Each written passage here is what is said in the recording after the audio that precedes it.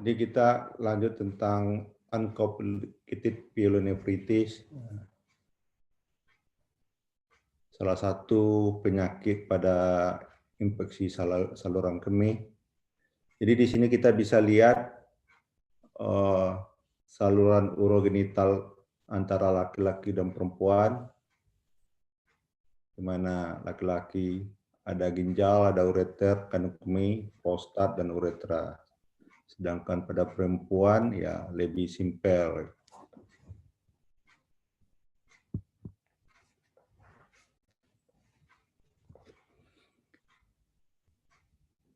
Jadi infeksi saluran kemih pada dewasa dapat dibagi ke dalam 6 kelompok besar.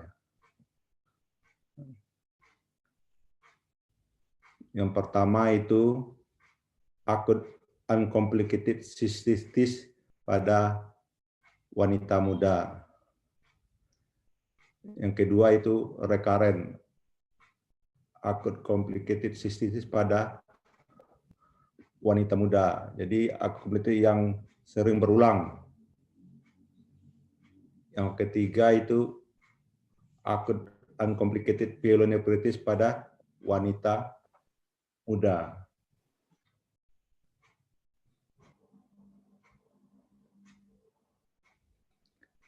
Yang keempat itu acute uncomplicated cystitis pada dewasa dengan kondisi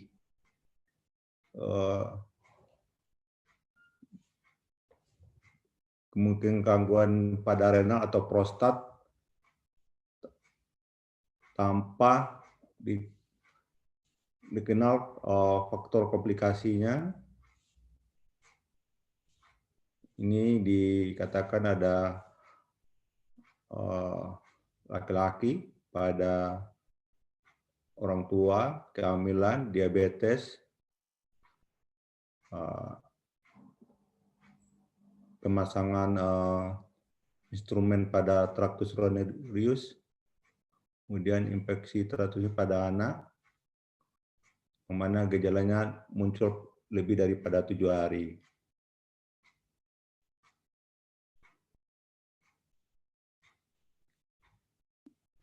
Yang kelima itu pembagian dari ISK ini, ya, complicated traktus urinarius, yaitu yang disebabkan oleh obstruksi atau faktor struktur atau keganasan. Obstruksi ini bisa karena batu pada saluran seperti urolithiasis, atau faktor struktur dari uretra, ada penyempitan misalnya, atau ada kista atau ada fistel, atau gangguan fungsi seperti diuretic bladder atau reflux vesiko-uretra.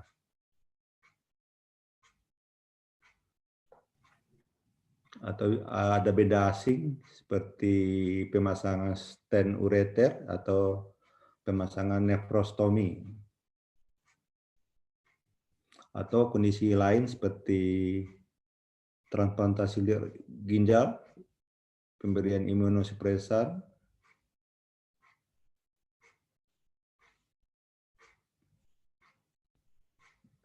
dan lain sebagainya.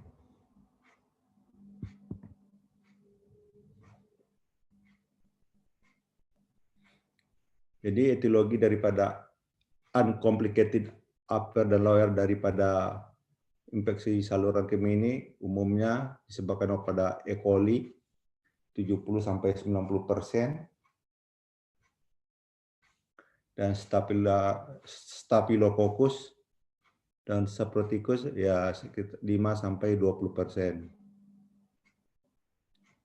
Dikatakan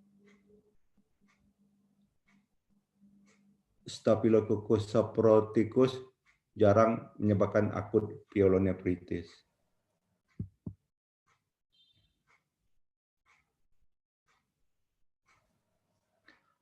uncomplicated pyelonefritis ini adalah suatu upper urine tractus urinarius. Ya, jadi bagian atas daripada tractus urinarius bersifat akut,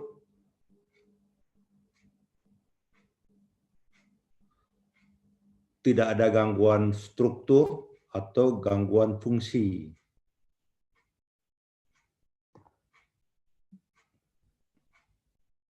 Dan tidak pada wanita hamil. Dan cepat sembuh bila diterapi kurang dari 5 hari dan tidak meninggalkan gejala sisa. Jadi kita harus ingat bahwa uncomplicated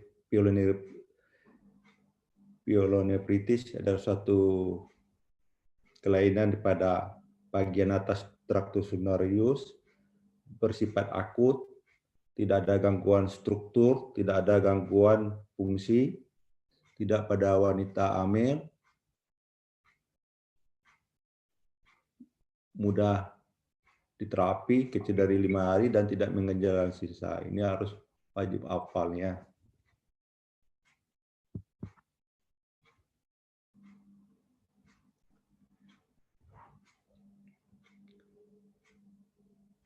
Ini kalau kita lihat bagaimana perjalanan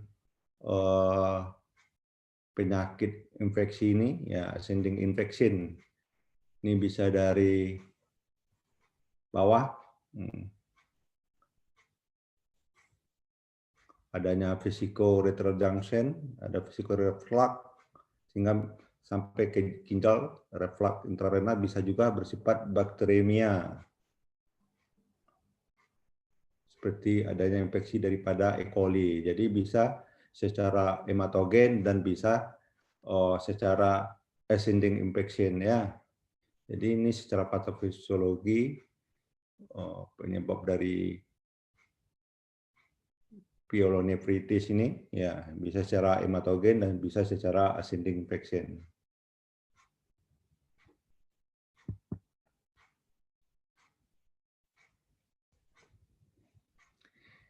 Ini macam bakteri yang bisa kita lihat yang dilaporkan di kepustakaan bahwa uncomplicated ini 70-95% disebabkan oleh E. coli.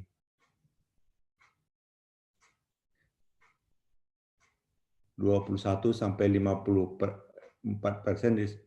pada yang complicated.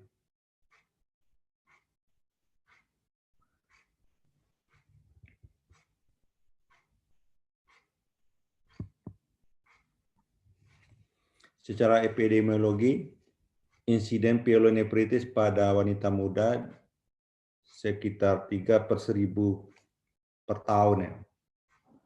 Ini secara epidemiologi.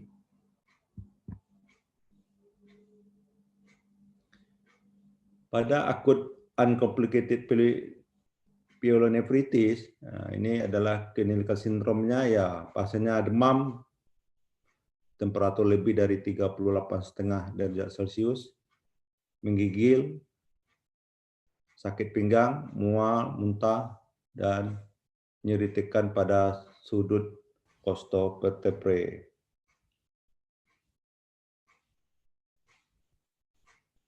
Jadi kalau kita menegakkan suatu diagnosis akut uncomplicated pyelonefritis, pasiennya demam, menggigil, sakit pinggang, mual, muntah, pada pemeriksaan fisik adanya nyeri tekan pada sudut costovertebrae.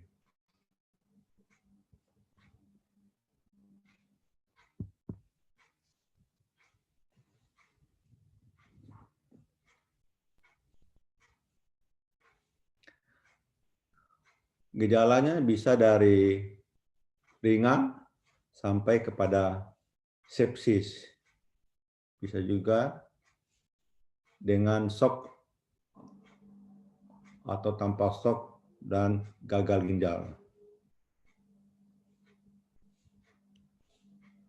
Piuria selalu ditemukan pada pyelonefritis.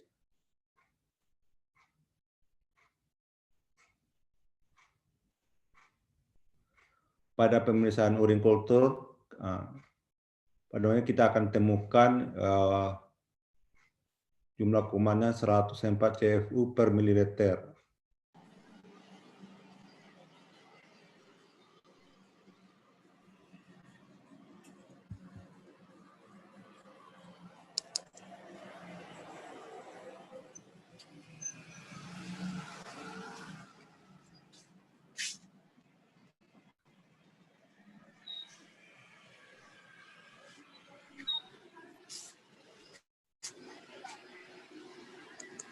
Pada pemeriksaan patologi, pada ginjal dilihatkan ada suatu fokal inflamasi ya, dengan neutrofil dan monosit yang menginfiltrasi, ada kerusakan tubuler dan edema interstisial.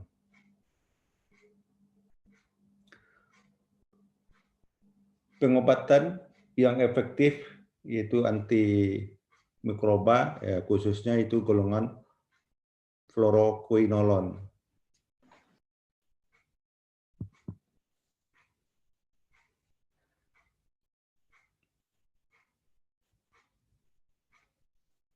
Ini adalah bagaimana kita manajemen strategi untuk acute uncomplicated pyelonephritis.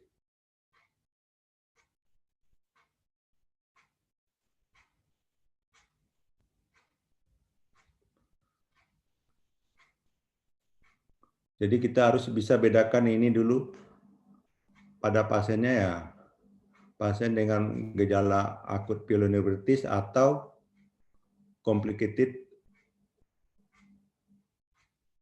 urin tractus infection atau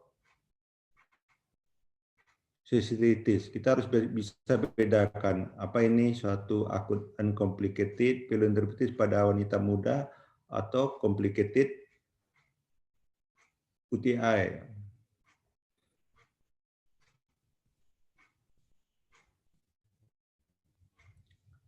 Jadi kita harus pada ini apa ada indikasi dia dirawat rumah sakit ya, atau tidak. Jadi kalau dia ada indikasi ya kita ada pemeriksaan urin kultur, pemeriksaan kultur darah.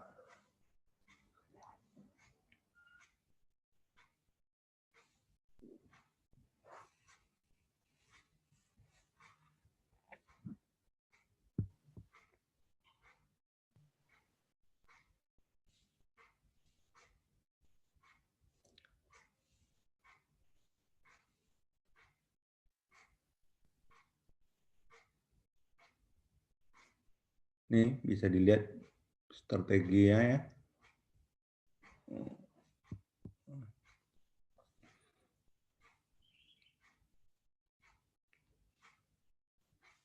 Ini pengobatan secara perenteral untuk akut uncomplicated pyelonephritis dan complicated tractus urinarius.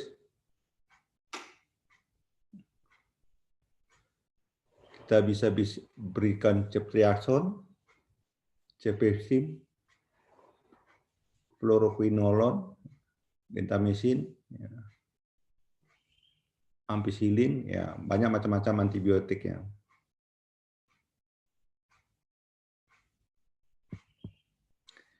Ya.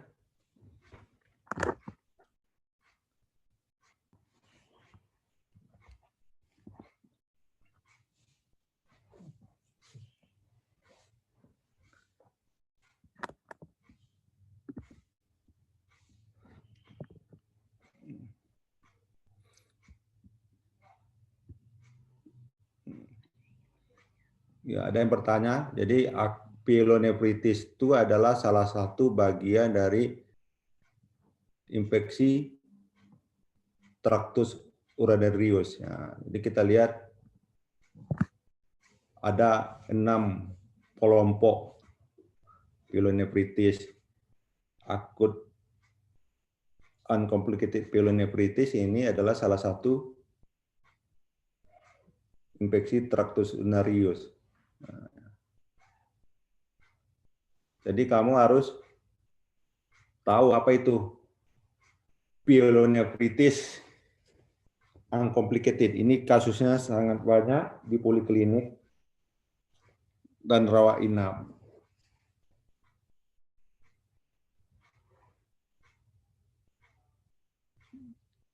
Ya, ada yang mau ditanyakan?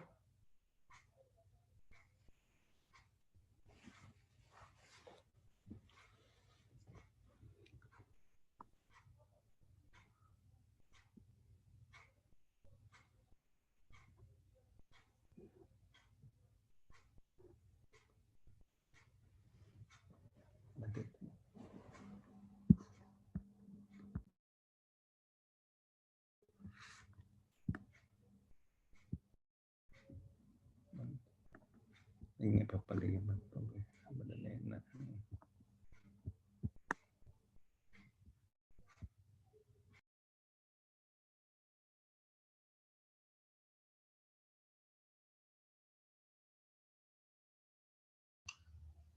Izin bertanya, dokter.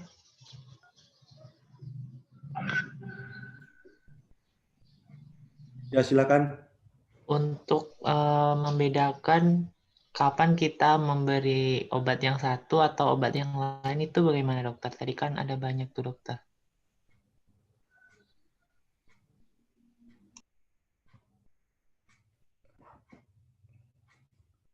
Oh, tadi sudah dinyatakan bahwa pada infeksi saluran kemih, ya obat yang terbaik itu golongan fluoroquinolone, gitu.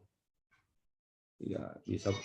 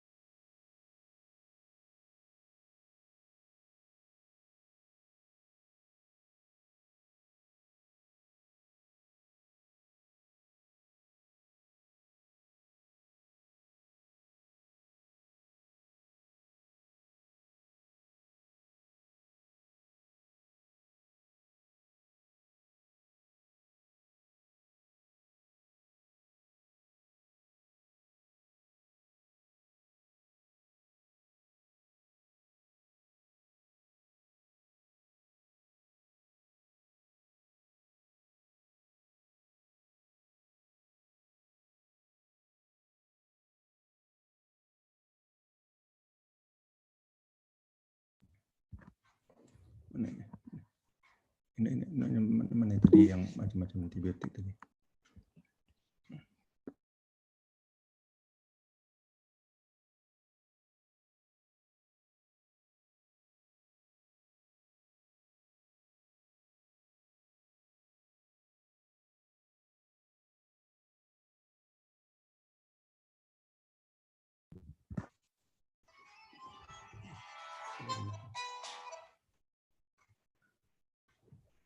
Jadi pemberian antibiotik ini ya yang terbaik ya golongan fluoroquinolone, ya kita bisa berikan ciprofloxacin oral ya atau levofloxacin. Ini kan obatnya kan banyak, bisa tersedia. Termasuk di puskesmas ada nih obatnya yang pemberian secara oral.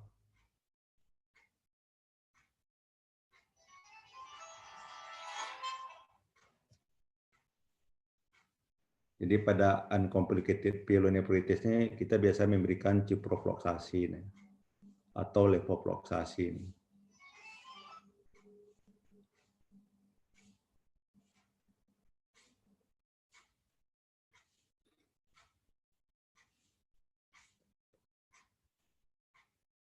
Ini yang terbaiknya. Boleh juga antibiotik apa yang ada di tempat kita bekerja. Ini ada antibiotik yang yang diteliti sesuai dengan perpustakaan, yang terbaik adalah golongan fluoroquinolone. Dan biasanya kita memberikan secara oral. Ngerti? Halo? Baik dokter, terima kasih dokter.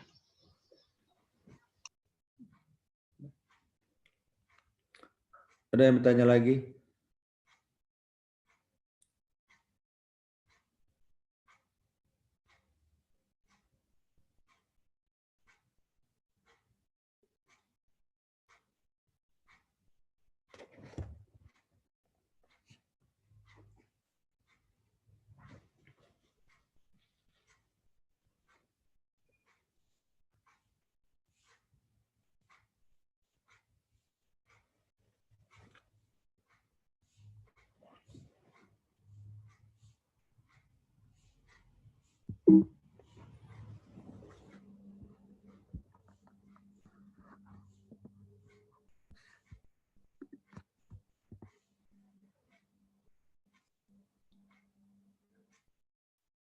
Ada yang mau tanya lagi?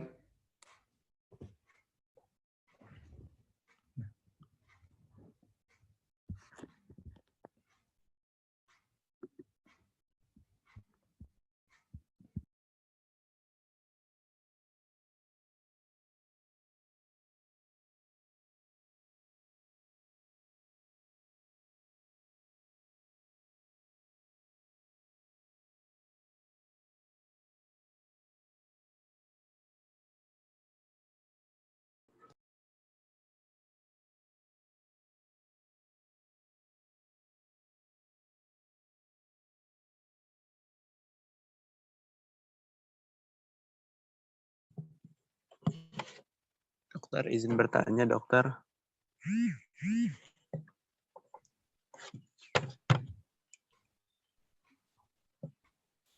Ya, silakan. Kalau tadi kan pyelonephritis nih dia reflux dari bawah, otomatis kan berarti yang daerah vesika urinarianya juga terkena sistitis kan, dok. Nah, itu pengobatan yang dari fluoroquinolone tuh udah mencakup dari yang atas sama yang di bawah ya, dokter? Ya. Iyalah. Ini kan secara teori kan pyelonephritis itu kan bagian atas. Ada secara hematogen dan ada secara ascending dari bawah. Itu teorinya gitu. Ya, ada kumannya dari bawah naik ke atas. Ada yang masuk dari darah terjadi bakteremia secara hematogen. Ya, pemberian antibiotik itu ya mencakup semuanya.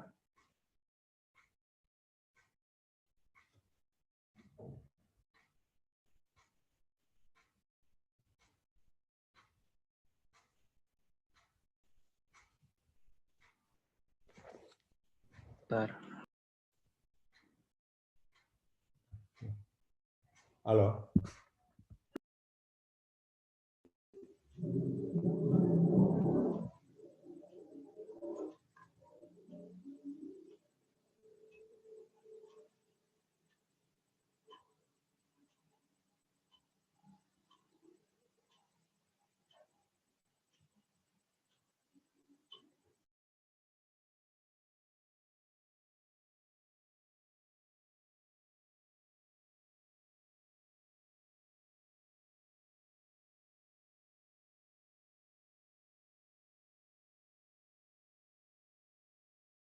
Dokter, izin bertanya, dokter.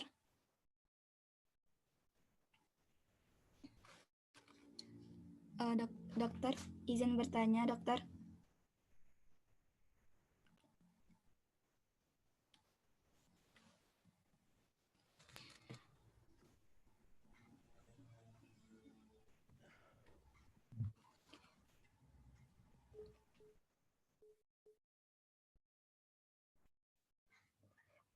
Halo, ada yang mau tanya lagi? Ada, dokter. Kan kalau di klasifikasi ISK disebutnya pyelonefritis akut non komplikata pada perempuan. Itu apakah pyelonefritis cuma pada perempuan atau bagaimana, dokter? Dan apakah bisa juga infeksinya tuh bisa jadi sistitis, prostatitis kalau pada laki-laki atau gimana dokter? Terima kasih dokter. Ini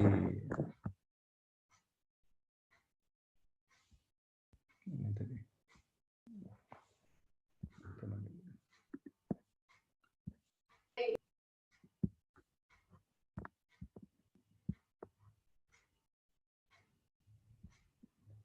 Ini tadi bagi yang pertama.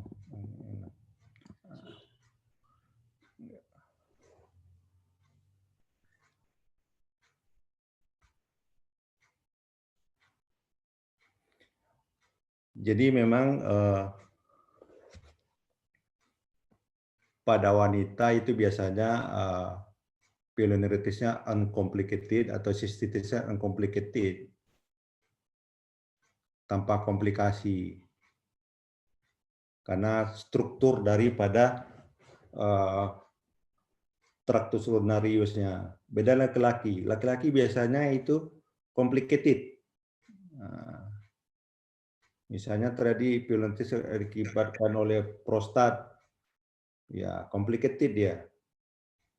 Atau adanya struktur. Beda dengan perempuan. Perempuan memang tidak ada komplikasinya. Cuma dia infeksi tanpa komplikasi. Bisa dikenai ke pyelonephritis, bisa sistitis. Ini pembagiannya. Ya. Terima kasih dokter.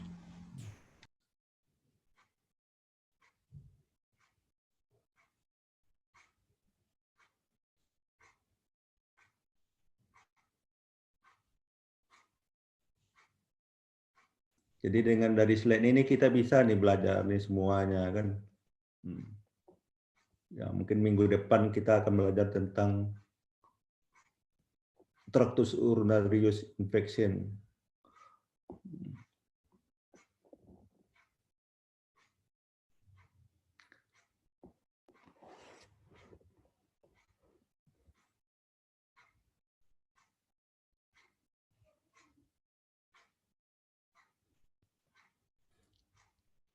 Jadi kamu nih harus hafal nih ya kelompok dari infeksi tractus urinarius pada dewasa. Ada 6 kelompok. Nah ini harus hafal nih. Acute uncomplicated cystitis, recurrent acute uncomplicated cystitis, acute uncomplicated pyelonephritis. Nah, ada 6. Yang terakhir itu asymptomatic bakteriuria.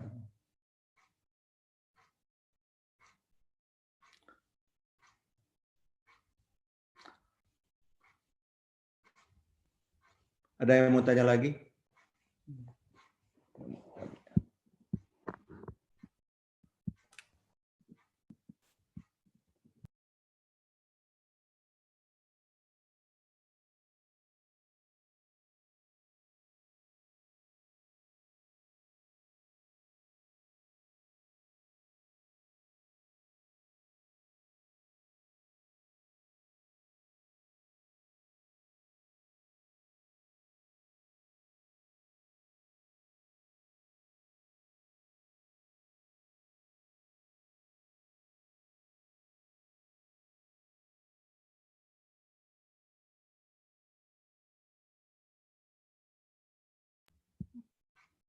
Ada yang bertanya? Kalau nggak ada ya saya cukupkan ya. Karena ini materinya juga sedikit.